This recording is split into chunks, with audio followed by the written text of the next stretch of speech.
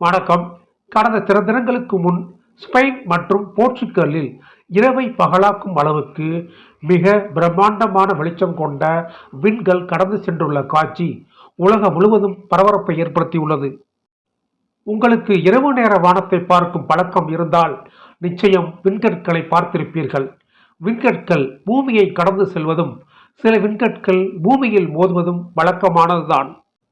ஒவ்வொரு ஆண்டும் April May மாதங்கள் துவங்கி ஆகஸ்ட் வரை இந்த விண்கல் மழை பொழியத் துவங்கும்.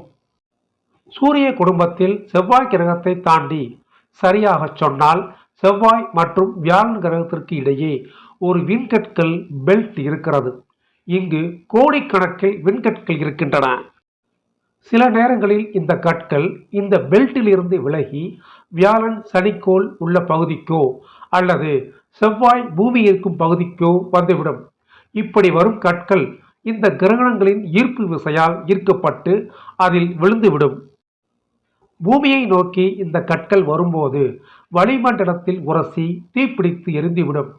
ஒன்றுக்கு மேற்பட்ட கற்கள் இப்படி எரியும் போது ஏற்படும் வெளிச்சம் விண்கல் மழையாக பூமியில் தெரியும்.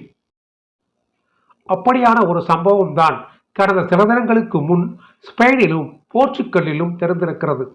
இந்த சம்பவத்தில் ஒரே ஒரு விண்கல் மட்டும் மிகவும் பிரகாசமாக நீல நிற வெளிச்சத்தை கொடுத்திருக்கிறது. இது குறித்து ஆய்வாளர்கள் கூறுகையில், இது புகழ்பெற்ற ஹேலி வால் நட்சத்திரம் வெற்றி சென்ற தூசியில் இருந்து வந்த விண்கல் என்று விளக்கமளித்துள்ளனர். தூசி என்றால் பெரிய கற்கள் பனிக்கட்டிகளை கொண்டது. தோராயமாக 75 79 ஆண்டுகளுக்கு ஒரு முறை ஹேலி வால் நட்சத்திரம் பூமியை கடந்து செல்லும். இந்த வால் நட்சத்திரத்திலிருந்து சில தூசிகள் அது சென்ற பாதையில் தேங்கிவிடும். இப்படியான தூசிகள் பூமியின் ஈர்ப்பு விசையால் ஈர்க்கப்பட்டு வளிமண்டலத்தில் மோதுகிறது. அப்படியான சம்பவம் தான் இது. இதனை எட்டா அப் வாரிட் விண்கல் மலை என்று குறிப்பிடுகிறார்கள். இந்த விண்கல் மலையை வெறும் கண்களால் பார்க்கலாம். ஒவ்வொரு ஆண்டும் மே மாதத்தில் இதனை பார்க்க முடியும். இந்த விண்கற்கள் வினாடிக்கு சுமார் 2.38 கிலோமீட்டர் வேகத்தில் பூமியை நோக்கி வரும். இந்த வேகத்தில் அந்த கற்கள் முழுமையாக எரிந்து சாம்பலாகிவிடும்.